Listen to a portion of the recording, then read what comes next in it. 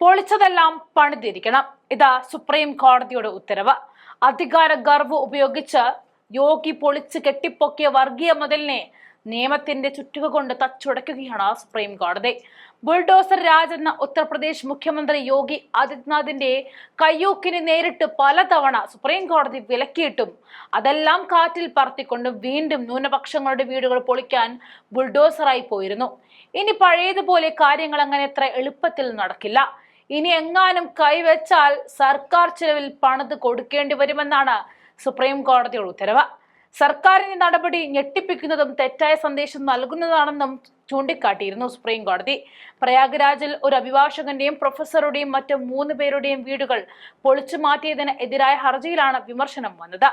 2021 March മാസത്തിൽ നടന്ന സംഭവത്തിലാണ് supreme കോടതി ഇടപെടൽ ഇപ്പോൾ ഉണ്ടായിരിക്കുന്നത്. ഇത്തരം നടപടികൾ ഞെട്ടിപ്പിക്കുന്നതും തെറ്റായ സൂചന നൽകുന്നതുമാണെന്നും ചൂണ്ടിക്കാട്ടി ജസ്റ്റിസ് അഭയ് എസ് ഓക്ക, ജസ്റ്റിസ് എൻ കോടീശ്വർ സിംഗ് എന്നിവരടങ്ങിയ ബെഞ്ച് ശക്തമായ വിയോജിപ്പ് ഈ വിഷയത്തിൽ പ്രകടിപ്പിക്കുകയായിരുന്നു. ആർട്ടിക്കിൾ 21 എന്ന ഒന്നുണ്ടെന്നും ജസ്റ്റിസ് ഓക്ക കൂട്ടിച്ചേർത്തു.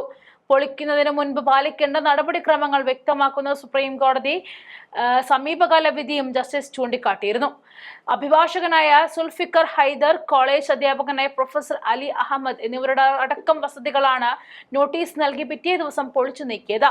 ബുൾഡോസർ രാജിൽ നേരത്തെ UP സർക്കാരിനെ സുപ്രീം കോടതി വിമർശിച്ചിരുന്നു. നിയമ നടപടികൾ പാലിക്കാതെ എങ്ങനെയാണ് ഒരാളുടെ വീട് തകർക്കാൻ കഴിയുക എന്നായിരുന്നു സുപ്രീം കോടതിയുടെ ചോദ്യം. നഷ്ടപരിഹാരമായിട്ട് 25 ലക്ഷം രൂപ നൽകുവാനും UP സർക്കാരിനോട് സുപ്രീം കോടതി നിർദ്ദേശിച്ചിരുന്നു. റോഡ് വികസനത്തിന്റെ പേരിൽ അനധികൃത നിർമ്മാണമെന്ന് ആരോപിച്ച വീടുകൾ പൊളിച്ച നടപടിക്കെതിരായ ഹർജിയിലാണ് സുപ്രീം കോടതിയുടെ വിമർശനമുണ്ടായത്.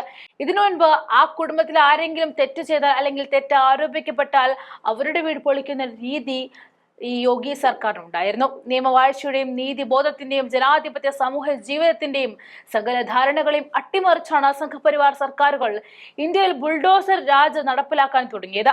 കുറ്റവാളികളാണെന്ന് ഭരണം വിധിക്കുന്നവരുടെ വീടുകൾ ഇടിച്ചു നിരത്തുകയെന്ന പുതിയ പരിപാടി കേവലം ഒരു ആൾക്കൂട്ട നീതിയായിരുന്നില്ല. അത് ഭരണകൂടം നിയമത്തിന്റെ വ്യാജ സാധൂകരണമായി നടത്തിയ ആക്രമണമായിരുന്നു. പ്രധാനമായും മുസ്ലിം സമൂഹത്തെ ലക്ഷ്യം വെച്ചായിരുന്നു ഈ അനീതിക്ക് കുടപിടിച്ചിരുന്നത്. എന്നാൽ ഈ അനീതിക്ക് കുടപിടിക്കാനായിട്ട് രാജ്യത്തിന്റെ നിയമവ്യവസ്ഥ തയ്യാറല്ലെന്ന് തന്നെയാണ് സുപ്രീം കോടതി ഇപ്പോൾ കാണിച്ചു തരുന്നത്.